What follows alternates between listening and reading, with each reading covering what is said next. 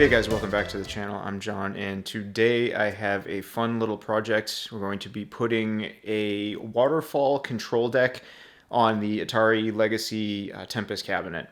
So this control deck was something I was really excited to get my hands on. It's from a company called Mod1UP. He's relatively new to the scene. I think they just launched their site a couple months ago. And this is the first run of these control decks that were being sent out. This was also an interesting project for me because this is a really in-depth mod. Like, I haven't done anything quite this in-depth yet, so this was both fun and nerve-wracking at the same time. You didn't want to make any mistakes, so I took extra steps to make sure that, I labeled things accordingly and just did the best I could to keep track of the process so that I didn't lose sight of it. And I wanted to share that with you guys here. So if any of you pick this control deck up, it doesn't come with any instructions, but I thought I would make a tutorial video on how to, transfer all of the parts from your old control deck onto the new one. So let's dive on in here. Control deck comes with a couple of black screws with washers. Nice little sticker or card. He gave me an extra vinyl. This is the only thing that I'm a little concerned about with the longevity of the control deck itself. But this thing is, it's gorgeous. It really is. And this thing is entirely handmade. And on the website it says there may be like small imperfections. And I had a couple of folds on the vinyl, but I was able to get it out. I had one down in the corner there. But I was able to press it out. And it's just cool. It's cool knowing that someone built this by hand. Very, very, very detailed. The graphics are nice and crisp and sharp. Colors are accurate. And on the back is your roadmap. This is where you're going to take and put all the controls from the other control deck and transfer them over to here. Everything's pretty well laid out. It's a little bit different setup-wise than the original is as far as the button layout goes. But let's go ahead and dive in. First thing you're going to want to do, you're going to take off the old control panel from your arcade, unplug the power cable, set her down. So the first thing you got to do is get the screws off the back of the control deck.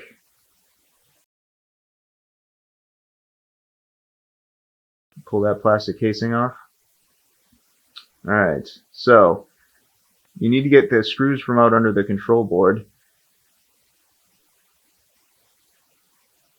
Just be careful here, you don't want to stab the thing.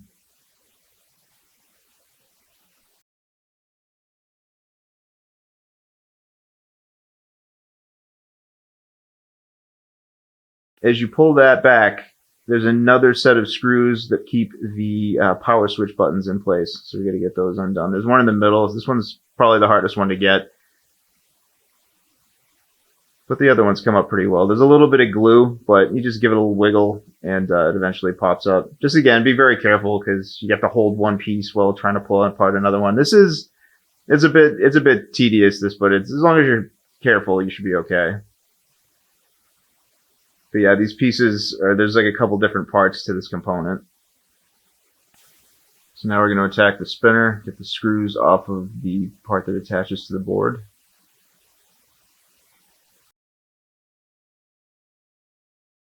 Pry that up. And now we can just feel it's got the spinner on the other side blocking it, so we're going to get that off. But first, we're going to go after a button. We're just going to pry one of the cables off first. And this is me sort of figuring things out as I went along, like how to go about this step by step. Once I started getting the buttons off, I pulled this first set of wires out of the back of the button. And the button pops out pretty easy. You just have to pinch a couple of clips on the side. And it comes out with a little bit of a push. But getting the new one in is pretty easy as well. It'll just snap back into place. Everything's super precise. All the measurements are super precise. I didn't have any problems. Nothing was too loose. Nothing was too tight. Everything fit perfectly like it should. So when I got to this point, I realized I could probably organize this a little better so I don't get lost in the wires. So I took some Scotch tape and I put it around the leftmost wire on each side and then wrote LR for me, which was left, right, left. The left wire on the right side is the one that's going into the positive side. So I just made this little roadmap for myself because I knew once I unplugged these, it was going to be hard to remember where they go. And then it also made sense to me to label the color of the wire on the button, so that way I knew without a doubt which color was going into what plug, and then since I had the tape on the cables, I knew which positive and which was negative going into those. So this little step here saved me quite a bit of aggravation, I think, down the road, because I would have had to have remembered which ones were which if I hadn't labeled them. So this just made it a little easier for me.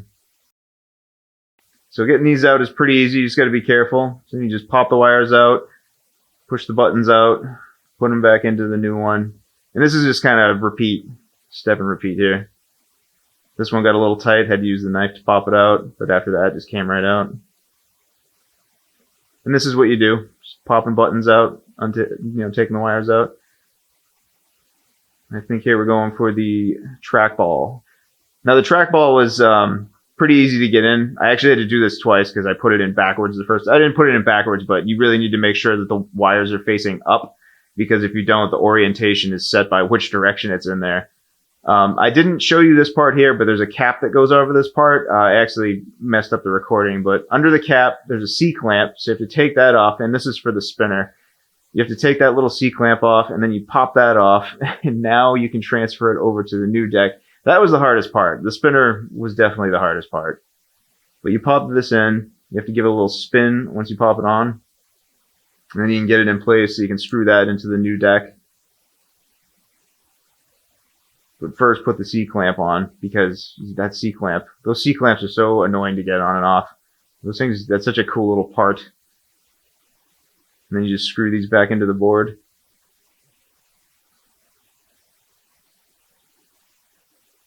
And now we're going to pop that spinner over the back, that protective plate, and then you put the chip back on once you get the trackball in. So transferring the components, this was the hard part for me. It was like figuring out the process that was going to make the most sense, because doing the transfer over was a little tricky, trying to figure out like what you wanted to do first as far as putting things in as you were taking them out. There's no real easy way to do that. I feel like this was probably the easiest way, just to move these parts around for me in my head. But getting this together wasn't too hard. You just do the opposite you did, take it apart. It's pretty easy, and everything's really well laid out. It really is just mainly about being careful and paying attention.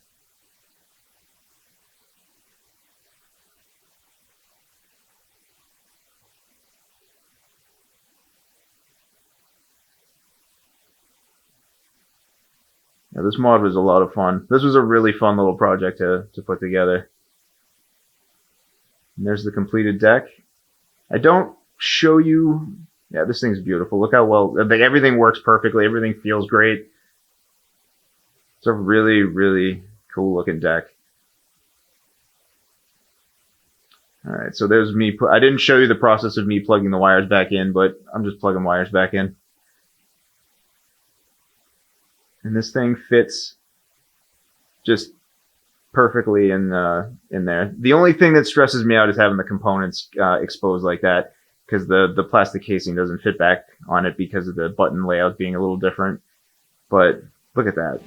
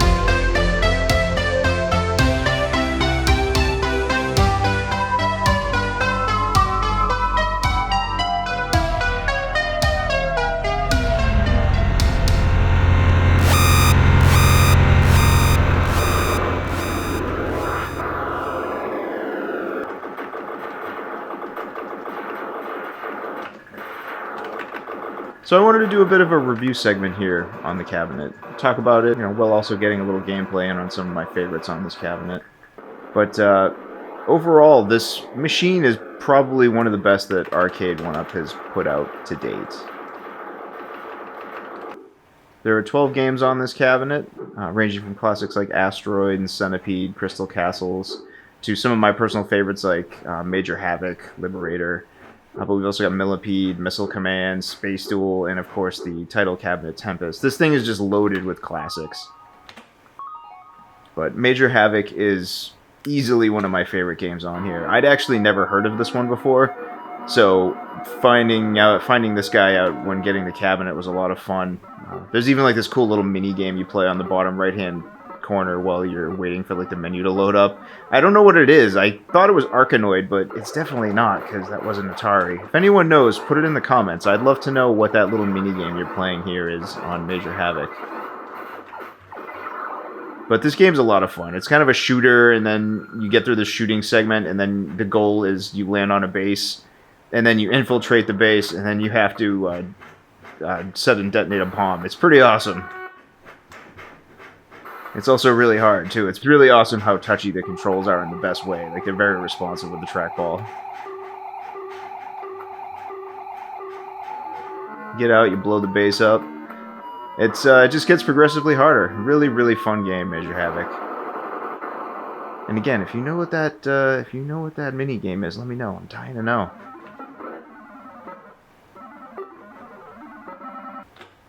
Go back to the main menu, show a little Liberator. Liberator's cool. It's sort of like Missile Command with just a little bit more fun. I think Missile Command is cool. I always like Missile Command, but I don't love Missile Command. I think Missile Command's just like too tedious. This is still tedious, but it's a little more fun. It's got a little bit more to it. You got like 4 guns, one in each corner, and if you get one of them taken out, then you'll only have 3 guns and things fire a little slower. It gets harder to hit your targets the more of your turrets you lose, and it just makes it that much more challenging. But the game also gives you like this really cool shield system where you can put up a shield to deflect from a incoming missile. It's pretty fun. Liberator's really, really cool. It's like I said, it's like a better version of Missile Command. Really great game. This is one of my favorite cabinets Arcade1UP has made. I think this thing is just gorgeous. Tempest to me was always one of those classics. I always loved it. It was just a really hard, simple game, and I was always really drawn to it. So having that in the living room, it's always an end piece for me. I always keep it on the end. Same as Burger Time.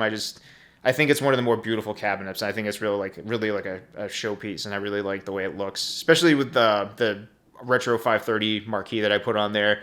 You know, the new vinyl from Arcade Graphics, the coin door from my guy Laramie. It's just this cabinet really, has come together, and it looks great. Sounds pretty good. The sound upgrade on this cabinet didn't go as planned. I planned on putting a subwoofer like I have for all of the cabinets. And that's actually something I'm going to get into in the next video with the Street Fighter. You might see I have the new Street Fighter back there. I want to go into a complete build from the ground up on how I do these. And I put them out in bits and pieces in other videos, but I wanted to have one video that shows you what happens when I get a cabinet and put it all together from the ground up. So we'll be getting into that. But as far as the sound issue goes with Tempest, I was able to swap out the speakers, but I couldn't put a subwoofer in there. For some reason, when I hooked up the subwoofer to the PCB, it would skip whatever frequency was coming through there. The PCB just wasn't a fan of it, wasn't having it. This is the only cabinet I haven't been able to get a subwoofer into, so I thought that was a bit strange, but I managed to swap out the speakers, so the speakers in there that I put in sound better than the stock speakers, but it's still not going to, blow your mind like it is, putting a subwoofer in there like the other cabinets does. That really makes a difference. So thanks for checking this video out. If you're new to the channel, like, comment, subscribe, do all the things. I'm really trying to put out as many of these as I can, as I get new things, as I make new upgrades, as I do new reviews. I'm a filmmaker, and I put out some short films on here as well. Check some of those out. I actually have a feature film right now on Tubi, Amazon, PlayStation, Xbox. It's called My Name is Jonah. Feature film released just last year. It took like 5 years to make. It was a big part of my life, and it's out there, and it would really mean a lot to me if you guys check that out. Let me know what you think about that. Check out some of my other work on here. I got a pretty diverse channel trying to do a few different things. So thank you for stopping by. Next time I'm going to be getting into the Street Fighter cabinet. Some of the things I love, some of the things I don't like so much, and why I'm not waiting until the new one comes out to get this one. So we'll get into that next time, but thanks for swinging by, and I'll see you guys in the next one.